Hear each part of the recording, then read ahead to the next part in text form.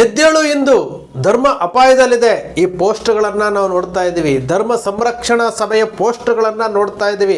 ಧರ್ಮ ಸಂರಕ್ಷಣಾ ಸಭೆಗಳನ್ನು ಮಾಡ್ತಾ ಇರೋದನ್ನು ನೋಡ್ತಾ ಇದ್ದೀವಿ. ಬೆಂಗಳೂರು ರಾಜಧಾನಿಯಲ್ಲಿ ಧರ್ಮ ಸಂರಕ್ಷಣಾ ಸಭೆಯನ್ನು ಮಾಡ್ತಾ ಇದ್ದಾರೆ. ಯಾವ ಧರ್ಮ ಸಂರಕ್ಷಣೆ? ಹಿಂದೂ ಧರ್ಮದ ಸಂರಕ್ಷಣೆ ಅಂತಿದೆಯಾ? ಇಲ್ಲ. ಯಾವ ಧರ್ಮದ ಸಂರಕ್ಷಣೆ ಮಾಡ್ತಾ ಇದ್ದಾರೆ? ಯಾವ ಧರ್ಮ ಅಪಾಯದಲ್ಲಿದೆ? ಹಿಂದೂ ಧರ್ಮ ಅಪಾಯದಲ್ಲಿದೆಯಾ? ಗೊತ್ತಿಲ್ಲ. ನೂರಾರು ವರ್ಷಗಳ ಕಾಲ ಮೊಘಲರು ದಾಳಿ ಮಾಡಿದ್ರು, ಬ್ರಿಟಿಷರು ದಾಳಿ ಮಾಡಿದ್ರು, ಡಚ್ಚರು, ಫ್ರೆಂಚರು, ಈ ಪೋರ್ಚುಗೀಸರು ಎಲ್ಲರೂ ಭಾರತದ ಮೇಲೆ ದಾಳಿ ಮಾಡಿದ್ರು. ಭಾರತದ ಈ ದೇವಾಲಯಗಳನ್ನು ಲೂಟಿ ಮಾಡಿದ್ರು. ಭಾರತದ ಐಶ್ವರ್ಯವನ್ನು ದೋಚಿಕೊಂಡು ಹೋದರು. ಆಗಲೂ ಹಿಂದೂ ಧರ್ಮವನ್ನು ಏನೂ ಮಾಡಲಿಕ್ಕೆ ಆಗಲಿಲ್ಲ. ಹಿಂದೂ ಧರ್ಮ ಆವಾಗ ಅಪಾಯದಲ್ಲಿ ಇರಲಿಲ್ಲ. ಈಗ ಹಿಂದೂ ಧರ್ಮ ಅಪಾಯದಲ್ಲಿದೆ ಅಂತೇಳಿ ಒಂದು ಬಿಂಬಿಸುವಂತಹ ಕೆಲಸಕ್ಕೆ ಹೋಗ್ತಾ ಇದ್ದಾರಲ್ಲ. ಯಾರು ಇವರಿಗೆ ಅಧಿಕಾರ ಕೊಟ್ಟಂಥವರು?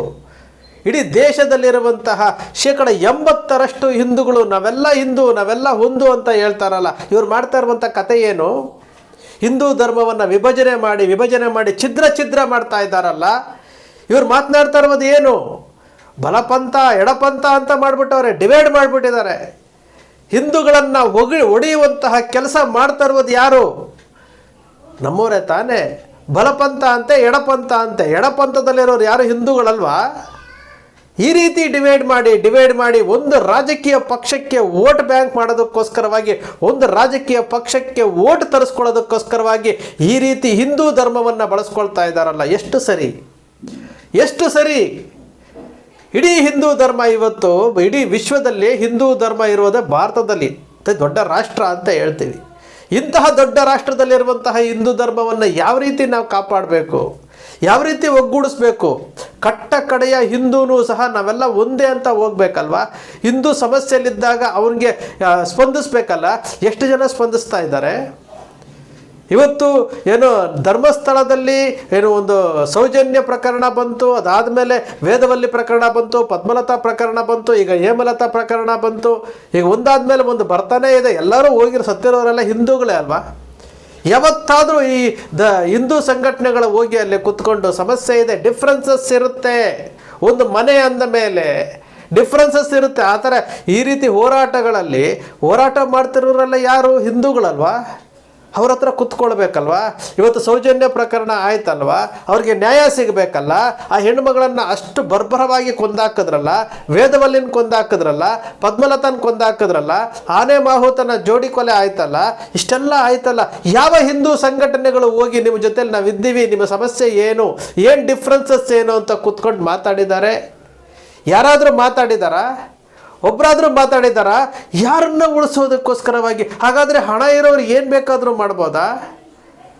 ಹಣ ಇದ್ದರೆ ಮಾತ್ರ ಏನು ಬೇಕಾದರೂ ಆಗ್ಬೋದು. ಹಂಗಾರೆ ಬಡವರಿಗೆ ನ್ಯಾಯ ಇಲ್ವಾ?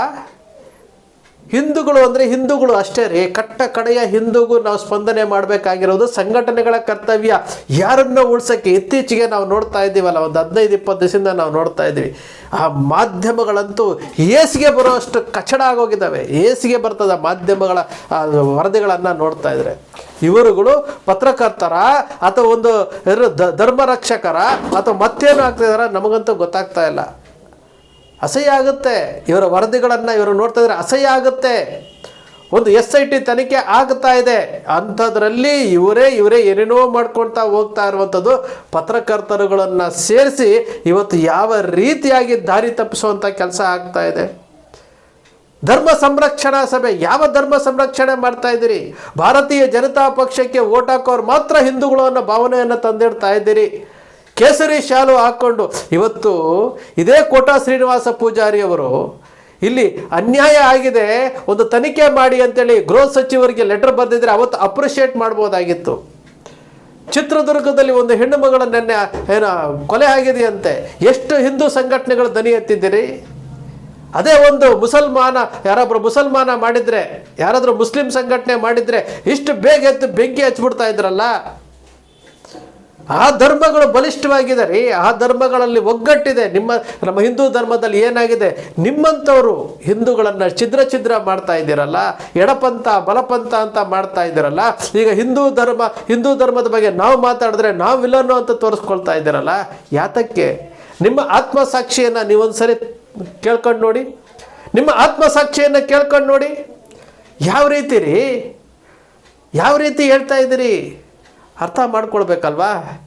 ಇಡೀ ಧರ್ಮವನ್ನು ಯಾರಿಗೂ ಗುತ್ತಿಗೆ ಕೊಟ್ಟಿಲ್ಲ. ಹಿಂದೂ ಧರ್ಮವನ್ನು ನೀವು ಬಳಸ್ಕೊಳ್ತಾ ಇದ್ದೀರಿ. ಹಿಂದೂ ಧರ್ಮಕ್ಕೆ ಅಪಚಾರ ಮಾಡ್ತಾ ಇದ್ದೀರಿ. ಹಿಂದೂಗಳನ್ನೇ ಎತ್ತಿ ಕಟ್ಟಿ ಹಿಂದೂಗಳನ್ನು ಡಿವೈಡ್ ಮಾಡ್ತಾ ಇದ್ದೀರಿ. ನಾನು ಹೇಳ್ತಾ ಇರುವಂತಹ ವಿಚಾರ ಬಲಪಂಥ ಎಡಪಂಥ ಇದನ್ನು ಹುಟ್ಟು ಹಾಕಿದವ್ರು ಯಾರ್ರೀ? ಇದನ್ನು ಹುಟ್ಟು ಹಾಕಿದವ್ರು ಯಾರು? ನೀವು ಹುಟ್ಟು ಹಾಕಿ ಎಡಪಂಥ ಬಲಪಂಥ ಅಂತ ಮಾಡಿ ಹಿಂದೂಗಳನ್ನೇ ಎತ್ತಿ ಕಟ್ಟುವಂಥ ಕೆಲಸ ಮಾಡಿ ಇವತ್ತು ಬಲಪಂಥೀಯರು ಅಂತೇಳಿ ನೀವು ಹೋಗ್ತಾ ಇದ್ದೀರಿ. ಎಡಪಂಥೀಯರು ಅಂತ ವಿರೋಧ ವ್ಯಕ್ತಪಡಿಸ್ತಾ ಇದ್ದಾರೆ. ಎಡಪಂಥದಲ್ಲಿ ಇರುವವರು ನೀವು ಸೃಷ್ಟಿ ಮಾಡಿರುವಂತಹ ಎಡಪಂಥದಲ್ಲೂ ಹಿಂದೂಗಳಿರೋದು. ಯಾರನ್ನ ರಕ್ಷಣೆ ಮಾಡಲಿಕ್ಕೆ ಹೋಗ್ತಾ ಇದ್ದೀರಿ? ಇಲ್ಲಿ ಹಿಂದೂಗಳಿಗೆ ಆಗ್ತಾ ಇರುವಂತಹ ಅನ್ಯಾಯಕ್ಕೆ ನ್ಯಾಯ ಕೇಳ್ರಿ ಅಂತಂದರೆ ಅದಕ್ಕೆ ಒಬ್ಬರು ಬಾಯಿ ತೆಗೆಯೋದಿಲ್ಲ. ಅಲ್ಲಿ ಕೊಲೆ ಆಗಿರೋದು ನಿಜ, ಅತ್ಯಾಚಾರಗಳಾಗಿರೋದು ನಿಜ, SIT ಕಂಪ್ಲೇಂಟ್ ಕೊಟ್ಟಿರೋದು ನಿಜ. ಯಾರಾದರೂ ಮಾತಾಡ್ತಾ ಇದ್ದಾರಾ? ಯಾರನ್ನ ಉಳಿಸ್ಲಿಕ್ಕೆ ಹೋಗಿ ನೀವೇ ಇನ್ವೆಸ್ಟಿಗೇಷನ್ ಮಾಡ್ತಾ ಇದ್ದೀರಿ ಸ್ವಾಮಿ? ಒತ್ತಡ ತರುವಂಥದ್ದು ಸಂರಕ್ಷಣಾ ಸಭೆಗಳನ್ನು ಮಾಡುವಂಥದ್ದು ಯಾತಕ್ಕೆ? ತನಿಖೆ ನಡೀತಾ ಇದೆಯಲ್ಲ, ಈಗ NIಗೆ ಕೊಟ್ಟಿದ್ದಾರಲ್ಲ, EDಗೆ ಕೊಟ್ಟಿದ್ದಾರಲ್ಲ, ತನಿಖೆ ಆಗಬೇಕಲ್ವಾ?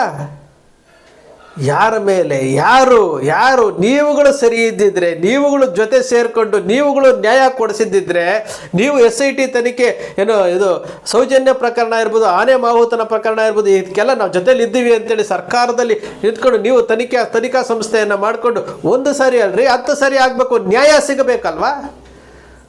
ನ್ಯಾಯ ಸಿಗಬೇಕಲ್ಲ. ಅದಕ್ಕೋಸ್ಕರ ಕೇಳ್ತಾರೆ. ಒಂದು ಹಿಂದೂ ಹೆಣ್ಣು ಮಗಳು ತನ್ನ ಮಗಳನ್ನು ಕಳ್ಕೊಂಡಿದ್ದಾರೆ, ಅದನ್ನು ಕೇಳ್ತಾರೆ. ಅದಕ್ಕೆ ಏನೇನು ಅಪಪ್ರಚಾರಗಳನ್ನು ಮಾಡ್ತೀರಿ? ಒಂದು ಹಿಂದೂ ಹೆಣ್ಣು ಮಗಳನ್ನು ಏನೇನು ಅಪಪ್ರಚಾರ ಮಾಡ್ತೀರಿ? ಒಂದು TV ಚಾನಲಲ್ಲಿ ಕುತ್ಕೊಂಡು ಏನೇನು ಅಪಪ್ರಚಾರಗಳನ್ನು ಮಾಡ್ತೀರಿ? ನಾಚಿಕೆ ಆಗುತ್ತಲ್ರಿ ನಮಗೆ ನಾಚಿಕೆ ಆಗುತ್ತಲ್ಲ ನಮಗೆ. ಏನಂತ ದಿಕ್ಸೂಚಿ ಭಾಷಣಗಳನ್ನು ಮಾಡ್ತೀರಿ? ಏನಂತ? ನಾವು ಯಾವುದ್ರ ಬಗ್ಗೆ ವಿಚಾರ ಮಾಡಬೇಕು ಅದನ್ನು ಮಾಡ್ತಾ ಇಲ್ಲ. ಇವತ್ತು ಮತಾಂತರ ಆಗ್ತಾ ಇದೆ. ಮೊನ್ನೆ ಯಾರೋ ಹೇಳ್ತಿದ್ರು ಮತಾಂತರ ಆಗೋದಕ್ಕೋಸ್ಕರವಾಗಿ ಈ ಧರ್ಮಸ್ಥಳ ಸಬ್ಜೆಕ್ಟ್ ತಗೊಂಡು ಯಾರು ಮತಾಂತರ ಮಾಡ್ತಾ ಇದ್ದಾರೆ? ಇವತ್ತು ಫ್ರೀಡಮ್ ಪಾರ್ಕಲ್ಲಿ ಧರ್ಮ ಸಂರಕ್ಷಣಾ ಸಭೆ ಮಾಡ್ತಾ ಇದ್ದೀರಲ್ಲ, ಬೆಂಗಳೂರು 1ರಲ್ಲಿ 35 ಲಕ್ಷ ಜನ ಹಿಂದೂಗಳು ಮತಾಂತರ ಆಗಿದ್ದಾರೆ. ಬೆಂಗಳೂರಿನಲ್ಲಿ ನೀವು ಹೋಗಿ ನೋಡಿ. ಬೆಂಗಳೂರು ಪೂರ್ವ, ಬೆಂಗಳೂರು ದಂಡು ಈ ಕಡೆ ಹೋಗಿ ನೋಡಿ. ನೀವು ಆ ಕಡೆ ಹೋದರೆ ಕಂಪ್ಲೀಟಾಗಿ 30ರಿಂದ 35 ಲಕ್ಷ ಜನ ಕ್ರೈಸ್ತ ಧರ್ಮಕ್ಕೆ ಮತಾಂತರ ಆಗಿದ್ದಾರೆ. ಎಲ್ಲರೂ ಸಹ ಹಿಂದೂಗಳೇ, ಎಲ್ಲರೂ ಸಹ ಬಡ ಹಿಂದೂಗಳೇ. ಇವತ್ತು ಜಿಲ್ಲಾ ಮಟ್ಟದಲ್ಲಿ ಮತಾಂತರ ಆಗ್ತಾ ಇದೆ. ಈ ಯಾವುದೋ ಕಣ್ಣಿಗೆ ಕಾಣ್ತಾ ಇಲ್ವಾ? ಇಲ್ಲಿ ಸ್ಟೋರಿ ಹೇಳಬೇಕು. ಸ್ಟೋರಿ ಹೇಳೋದಕ್ಕೋಸ್ಕರ ಏನೋ ಒಂದು ಹುಟ್ಟಾಕ್ತಾ ಇದ್ದೀರಿ. ನೀವುಗಳು ಮಾಡ್ತಾ ಇರುವಂತಹ ಕೆಲಸಕ್ಕೆ ಅನ್ಯ ಧರ್ಮದವರು ಬಲಿಷ್ಠರಾಗ್ತಾ ಇದ್ದಾರೆ. ಅನ್ಯ ಧರ್ಮದಲ್ಲಿ ಒಗ್ಗಟ್ಟು ಹೆಚ್ಚಾಗ್ತಾ ಇದೆ. ನೀವು ಒಗ್ಗಟ್ಟನ್ನು ಒಡಿತಾ ಇದ್ದೀರಿ. ಧರ್ಮ ಸಂರಕ್ಷಣಾ ಸಭೆ ಮಾಡ್ತಿರಂತೆ. ಧರ್ಮ ಸಂರಕ್ಷಣಾ ಸಭೆ ಯಾತಕ್ಕೆ ಸ್ವಾಮಿ? ಯಾತಕ್ಕೆ? ಯಾವ ಧರ್ಮ ಅಪಾಯದಲ್ಲಿದೆ? ಧರ್ಮಕ್ಕೆ ಅಪಾಯ ಉಂಟಾಯಿತು ಅಂತಂದರೆ ತಾನಾಗಿ ಎದ್ದು ಬರ್ತಾನೆ ಹಿಂದೂ.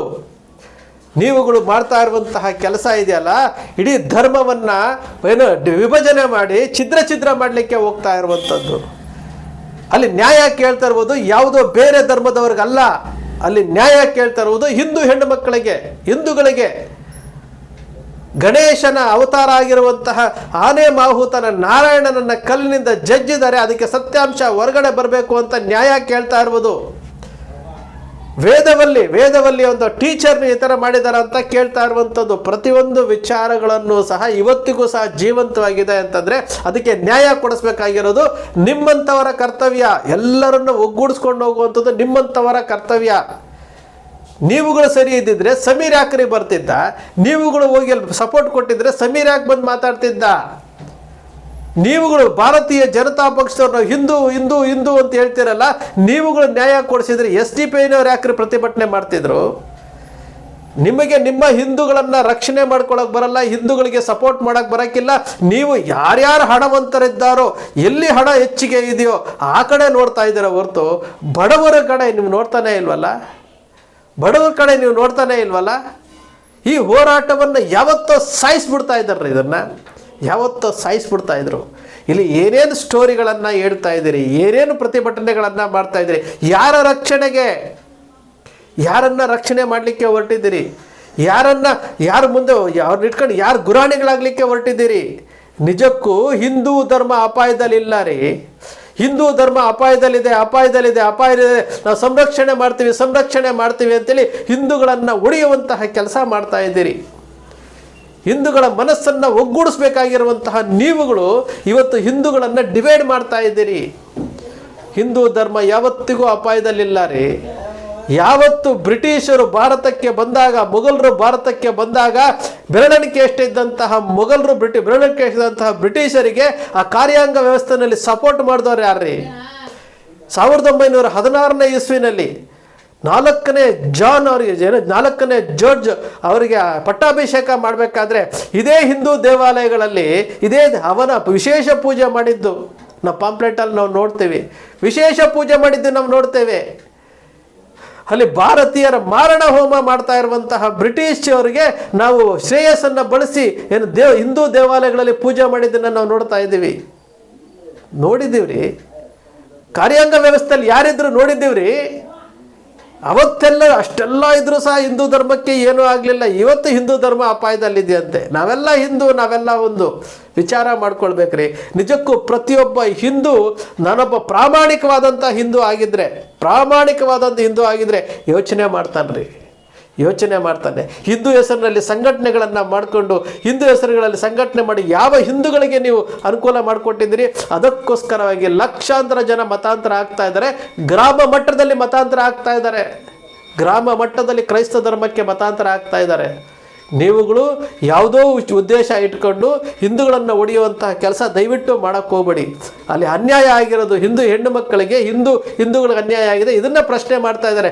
ದಾರಿ ತಪ್ಪಿಸುವಂಥ ಕೆಲಸ ಮಾಡಲಿಕ್ಕೆ ಹೋಗಬೇಡಿ. ಯಾವುದೂ ಸಹ ನೀವು ಮಾಡ್ತಾ ಇರುವಂತಹ ಕೆಲಸ ಒಗ್ಗೂಡಿಸೋದಲ್ಲ, ಡಿವೈಡ್ ಮಾಡುವಂತಹ ಕೆಲಸ ಮಾಡ್ತಾ ಇದ್ರಿ. ಯಾರೋ ಹಣವಂತರನ್ನ ಕಾಪಾಡೋದಕ್ಕೋಸ್ಕರವಾಗಿ ಧರ್ಮವನ್ನು ಧರ್ಮವನ್ನು ಬಳಸ್ಕೊಳ್ಳುವಂಥ ಕೆಲಸ ದಯವಿಟ್ಟು ಮಾಡೋಕ್ಕೆ ಹೋಗಬೇಡಿ. ಒಬ್ಬ ಹಿಂದೂ ಆಗಿ ಹೇಳ್ತಾ ಇದ್ದೀನಿ, ದಯವಿಟ್ಟು ಮಾಡಲಿಕ್ಕೆ ಹೋಗಬೇಡಿ. ನಿಮಗೆ ಸಾಧ್ಯ ಆದರೆ ಸಹಕಾರ ಕೊಡಿ. ನಿಮಗೆ ಸಾಧ್ಯ ಆದರೆ ನ್ಯಾಯ ಕೊಡಿಸೋದಕ್ಕೆ ಸಹಕಾರ ಕೊಡಿ. ಇಲ್ಲದೆ ಹೋದರೆ ಸುಮ್ಮನೆ ಇದ್ದು ಬಿಡಿ. ನೀವು ಏನೋ ಮಾಡಲಿಕ್ಕೆ ಹೋಗಿ, ಏನೋ ಮಾಡೋಕ್ಕೆ ಹೋಗಿ ಪವಿತ್ರವಾದಂತಹ ಹಿಂದೂ ಧರ್ಮವನ್ನು ಬಳಸ್ಕೊಳ್ಳಿಕ್ಕೆ ಹೋಗಬೇಡಿ. ಸ್ನೇಹಿತರೆ, ನಿಮ್ಮ ಅಕ್ಷರ ಮೀಡಿಯಾ ಯಾವತ್ತು ಸೃಷ್ಟಿ ಮಾಡೋದಿಲ್ಲ, ಕಲ್ಪನೆ ಮಾಡೋದಿಲ್ಲ, ವಾಸ್ತವದ ವಿಚಾರವನ್ನು ವಿಶ್ಲೇಷಣೆ ಮಾಡುತ್ತೆ. ನಿಮ್ಮ ಅಕ್ಷರ ಮೀಡಿಯಾದ ವಿಶ್ಲೇಷಣೆ ನಿಮ್ಗೆ ಇಷ್ಟ ಆಯಿತು ಅಂದರೆ ಸಬ್ಸ್ಕ್ರೈಬ್ ಆಗಲಿಲ್ಲ ಅಂದರೆ ಸಬ್ಸ್ಕ್ರೈಬ್ ಮಾಡ್ಕೊಳ್ಳಿ. ಪಕ್ಕದಲ್ಲಿ ಕಾಣುವಂಥ ಬೆಲ್ ಐಕಾನ್ ಪ್ರೆಸ್ ಮಾಡಿ, ಶೇರ್ ಮಾಡಿ, ಪ್ರೋತ್ಸಾಹ ನೀಡಿ.